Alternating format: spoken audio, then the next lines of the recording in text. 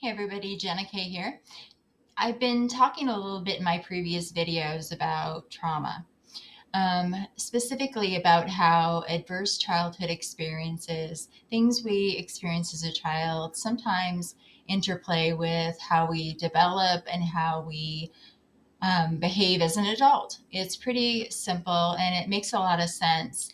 As somebody who has experienced trauma in my own life, I wanted to delve into the reasons why. I had to make sense of it. So I figure since I've done the research and it's made sense to me, and it made sense when I helped the patients, the clients that have had these experiences in their own lives, understands they can make corrections, identify, and maybe change the behaviors that they exhibit during their adulthood.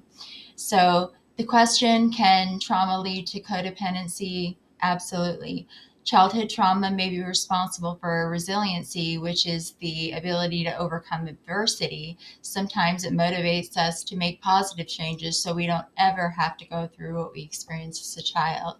However, it also may impact a child's ability to develop a stable sense of self, right? Self worth. There have been studies, and quite a number of studies, that have identified that children who've experienced emotional neglect, emotional abuse, verbal abuse, physical abuse, and sexual abuse tend to develop codependent behaviors as an adult. So, as a child, you're dependent on your caregivers, right? You expect them, need them to nurture you, to take care of you. You rely on them to teach you basic life skills so that you can be independent adults. If you didn't have that, you try to find your own way. There's survival skills. So sometimes we do what we need to do to get by, and then we try to find our sense of self as we develop adult relationships. It can be friendships, it can be with our children, it can be in romantic or significant relationships. So if you have an insecurity as a child, and I always say this quote because it really does make sense. As an adult, the road of life was paved with the best of intentions. If you did not have the care and love that you needed as a child, you seek that. You want that validation. You want to provide that to someone else in need so that you can fill their loss, so that you can rescue them, so that you can save them and fix them. However, that's not always the best thing, and it puts oftentimes your needs behind theirs. So, what is codependency? Simply put, codependency is when you provide for other people's needs before your own. And it feels very one sided if you look at relationships. You're the giver, a lot of times they're the takers. So, as humans, we are social creatures. We want to be connected to others. So, codependency, simply put, is when you provide for other people's needs before your own. You are a giver, you want to help them, maybe fulfill the needs that maybe you felt like you were lacking when you were a child.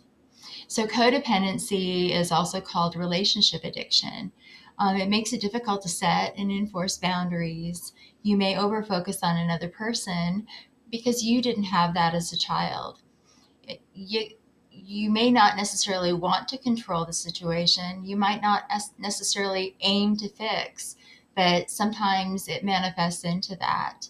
In a codependent relationship, you may overfocus on another person, whether it's your child, whether it's your friend, maybe it's your significant relationship. Um, you want to help them. You want to be for them what you were lacking as a child.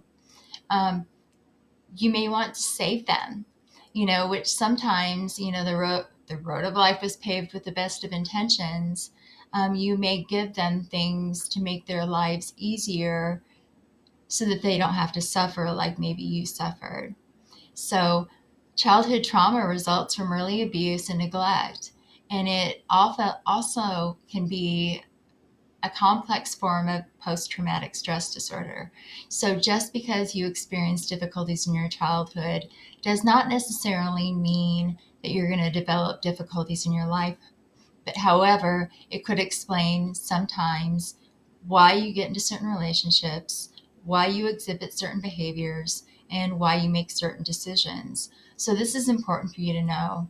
There's a scoring mechanism. It's a tool. It's called ACEs, which is the Adult Adverse Childhood Experiences Survey. It's a list, I think, of 10 or 12 things that if you experienced during your childhood under the age of 18, you are likely to develop mental health or physical complications in your life. Now, it's a little bit scary because, we've all gone through difficult things. So at first, when I read that study, I thought, oh my gosh, I had 8 out of 12 or 7 out of 10, whatever the number was.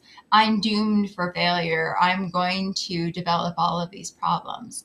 That isn't necessarily true. We're resilient. We tend to find ways to overcome adversity. However, sometimes there's certain facets of our lives that are impacted either directly or indirectly by our childhood experiences, whether it's the inability to express our emotions in a healthy way or see a relationship for what it is because we didn't have good role models. It's not your fault, it's just what you experienced. So sometimes through trial and error, we have to figure those things out as adults.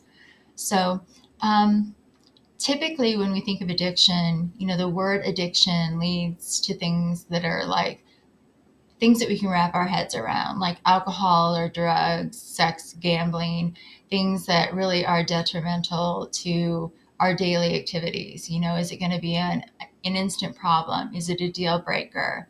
Um, Relationships can be the same way. Sometimes we find ourselves in relationships that are unhealthy.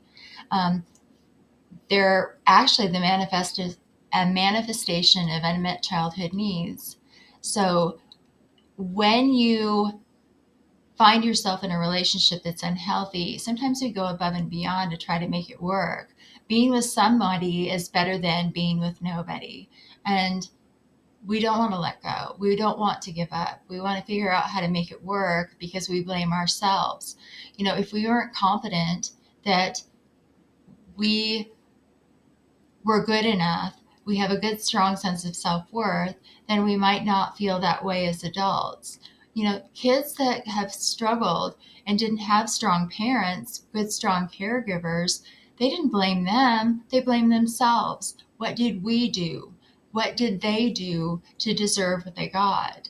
And so when you find yourself in an adult relationship that way, a lot of times those things persist. You know, Codependency becomes a function of your life. You look for ways to help others. You try to prove your worth, and you give others what you wish you had.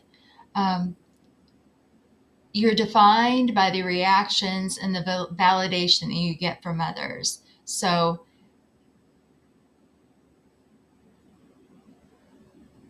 we have certain ways that we attach to others to survive.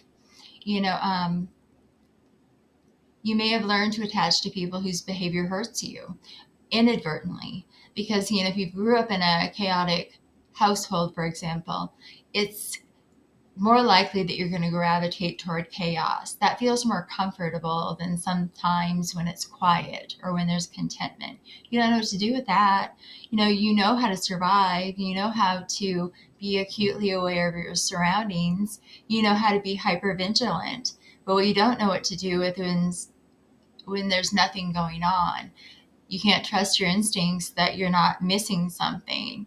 So it might feel like when you're in a chaotic relationship that you can't leave them even if they hurt you. You might feel like it's your responsibility, kind of like when you're a child, to fix yourself or fix them so that they don't leave or so that you're worthy, so that you feel like you've done your part. So the good news is it's possible to heal from trauma and change your codependent behavior. So once you recognize that it is codependent behavior, it is unhealthy, that you're maybe in a one-sided relationship, you're giving more than you're receiving, then you can figure out what to do with that. Um, it's important to overcome those things because as you learn to heal, you'll find people that you can trust. You may not have had that as a child. However, there are people that are good people in this world that will love you just for who you are, that won't expect you to change, that you won't need to fix, that will love you just the way you are. And you can learn to do things by yourself for yourself. It's not okay to put everybody else's needs before your own and sacrifice your own. You lose your sense of identity, you lose your sense of worth. So the hardest thing to do is to kind of sit in silence, to learn to identify who you are, what your strengths and your wants and your needs are, because sometimes we get lost in it. If you're focusing on everyone else and trying to conform to what they need from you, you don't know who you are. You aren't your true self. So the journey of self-discovery is trying to figure out who you are. Part of what I had to learn was, okay, I ended up in this situation. Why? What can I do to prevent? What can I learn from this experience? Because everything's an opportunity for education, the ability for growth.